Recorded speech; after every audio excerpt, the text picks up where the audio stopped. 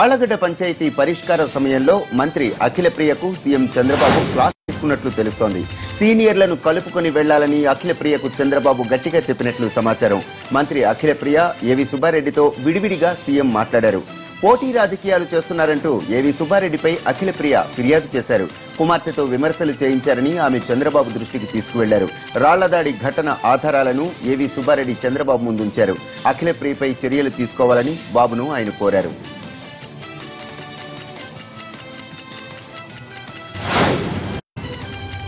AP CM Chandrababu మరోసారి బీజేపీపై నిప్పులు చెరిగారు. రాష్ట్రం మీద కుట్ర చేస్తున్నారని మండిపడ్డారు. బీజేపీ వైసీపీలది మొన్నటి వరకు రహస్య అజెండా అని, ఇప్పుడు వారి అజెండా బహిర్గతమైందని అన్నారు చంద్రబాబు. వైసీపీ తోడుంటుందన్న నమ్మకంతోనే కేంద్రం ఏపీకి అన్యాయం చేసి తెలుగుదేశాన్ని దూరం చేసుకుందని దుయ్యబట్టారు.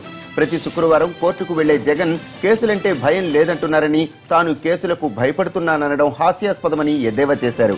5 ఏళ్ల క్రితం పాదయాత్ర చేపట్టినప్పుడు ఇచ్చిన హామీల కంటే ఎక్కువే చేసినట్లు గుండెల మీద చేయేసి చెప్పగలనన్నారు.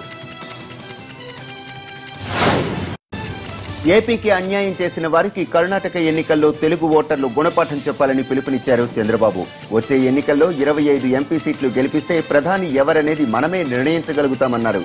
తిరుపతిలో 30న జరిగే బహిరంగ సభలో కేంద్రాన్ని నిలదీస్తామని చంద్రబాబు స్పష్టం చేశారు. ఏ స్థలంలో అయితే మోడీ హామీలు ఇచ్చారో అదే స్థలంలో వివరంగా అన్ని విషయాలు చెబుతానన్నారు. నమ్మక ద్రోహం, కుట్ర రాజకీయాలు పేరిట ఈ సభ నిర్వహిస్తున్నామన్నారు చంద్రబాబు.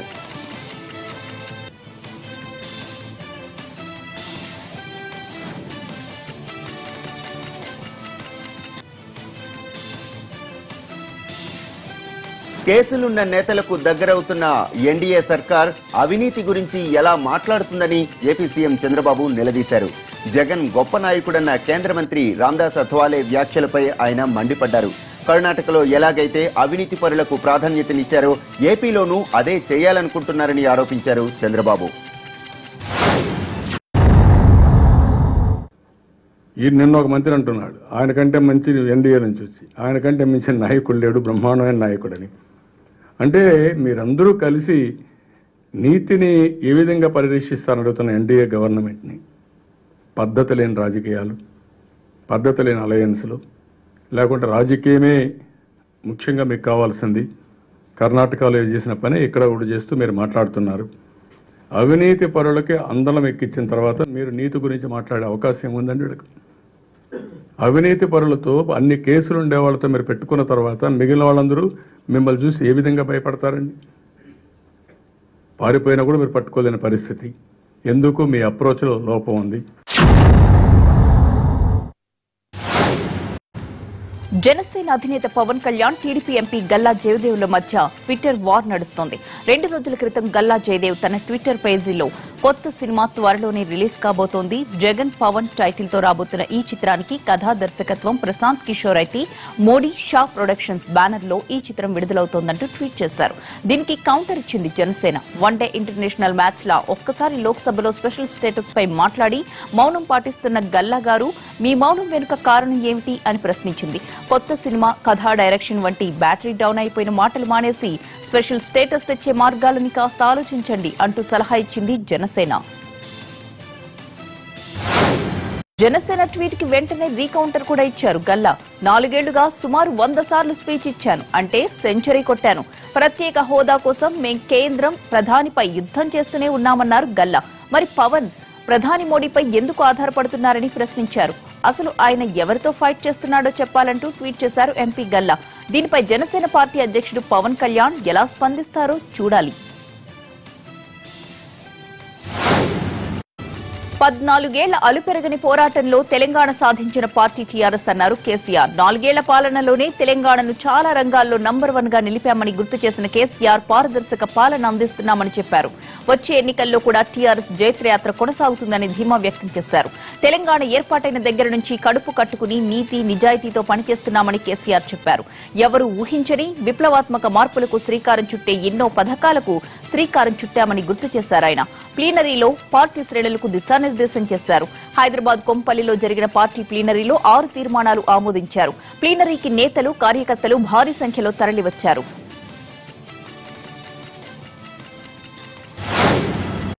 జూన్ నాటికి తెలంగాణలో ప్రతి ఇంటికి నల్లా ఉంటుందని తెలంగాణ సీఎం కేసీఆర్ చెప్పారు. మిషన్ భగీరథ పనులు తుది దశకు చేరుకున్నాయన్నారు ఆయన. టీఆర్ఎస్ ప్రజాప్రతినిధులు చొరవ తీసుకుని ప్రతి ఇంటికి నల్లా వచ్చేలా కృషి చేయాలని పిలుపునిచ్చారు కేసీఆర్. తెలంగాణ ఏర్పడి 4 ఏళ్లే అయినా ఎన్నో పథకాల్లో దేశానికి ఆదర్శంగా ఉన్నామని చెప్పుకొచ్చారు కేసీఆర్. రెవెన్యూ వ్యవస్థను సమూలంగా ప్రక్షాళన చేసి ధరణి స్కీమ్ ప్రవేశపెడుతున్నామని చెప్పారు. ధరణి స్కీమ్లో రిజిస్ట్రేషన్, మ్యూటేషన్ ఒకే రోజు జరిగిపోతుందని వివరించారు కేసీఆర్. హైదరాబాద్ లో ఉండే ప్రతి వ్యక్తి తెలంగాణ బిడ్డేనని కేసీఆర్ స్పష్టం చేశారు. కొంతమంది నేతలు అనవసర అపోహలు ప్రచారం చేస్తున్నారని, కానీ అలాంటి వాటిని నమ్మవద్దని హైదరాబాదీలకు కేసీఆర్ విజ్ఞప్తి చేశారు.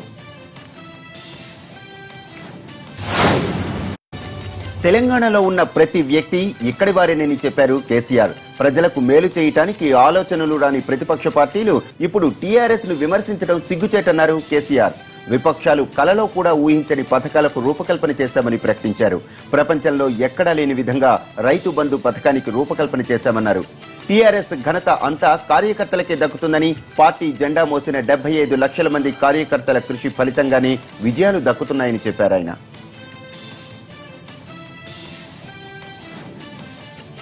ప్రగతి భవన్లో 150 రూములు కట్టుకున్నారన్న విమర్శలపై ఉత్తమ్కు సవాల్ విసిరారు కేసీఆర్. కనీసం 16 రూములు చూపెట్టినా సీఎం పదవికి రాజీనామా చేస్తానన్నారు.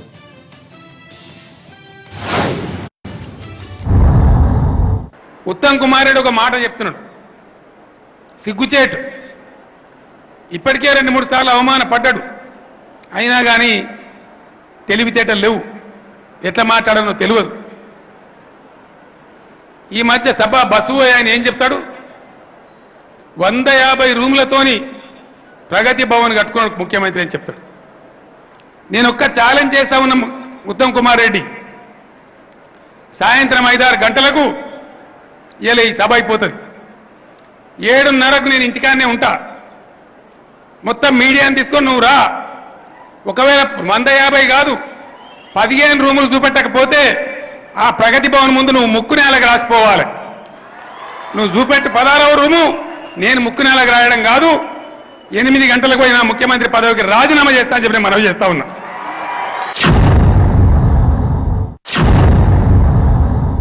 20,000 రూపాయలు ఇచ్చే ఒకే ఒక్క రాష్ట్రం ఇండియాలో తెలంగాణ. ఈఓడిబిలో నంబర్ 1 తెలంగాణ, స్టేట్ ఓన్ రెవెన్యూలో నంబర్ 1 తెలంగాణ. ఇంత 4 సంవత్సరాల పసికూన అయినప్పటికీ కూడా దీక్షతోని, దక్షతతోని, సమర్థంగా పనిచేసే మంత్రివర్గం, సమర్థతతో పనిచేసే పార్లమెంట్ సభ్యులు మన సమస్యల మీద పోరాటం చేసి నిన్నగాక మొన్ననే ఎయిమ్స్ లాంటి సంస్థను తెచ్చినటువంటి మన గొప్ప పార్లమెంట్ సభ్యులు, మన శాసన మండలి సభ్యులు, శాసనసభ్యులు ఉన్నారు కాబట్టి ఇది సాధ్యమైంది అని నేను మనవి చేస్తా ఉన్నా.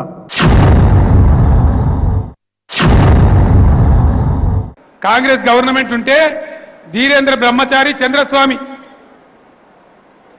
అంతే కదా, వాళ్ళు వస్తారు బ్రహ్మాండంగా. బాబాలు, సాములు, సన్నాసు, కుంభకోణాలు, లంబకోణాలు వాళ్ళుంటే ధీరేంద్ర బ్రహ్మచారులు, చంద్రస్వామి.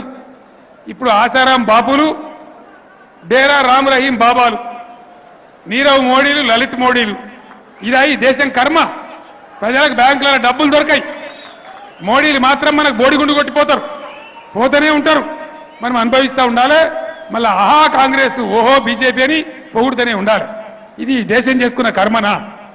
ఈ ధీరేంద్ర బ్రహ్మచారులను చూసి, ఈ నీరవ్ మోడీలను చూసి మీకు ఇంకా మేము డబ్బా కొట్టి మిమ్మల్ని పొగిడి మంగళారతులు పట్టాం మేము ఇంకా మీకు? ఇవి సాగవు. ఇంతకాలం జరిగింది కానీ జరగదు.